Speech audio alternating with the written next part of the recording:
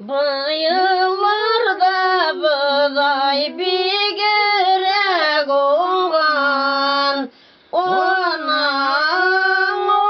ortasından kim urgan? Taşlaşmayık tuğanlar, biz taşlaşmayık. Tuğanların taşlap kim urgan?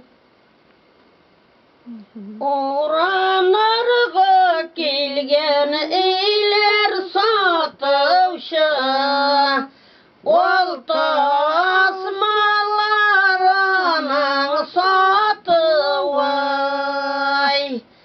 Ey bu dünjelerde şunası kıybat, tuğanların bilen tatıvay.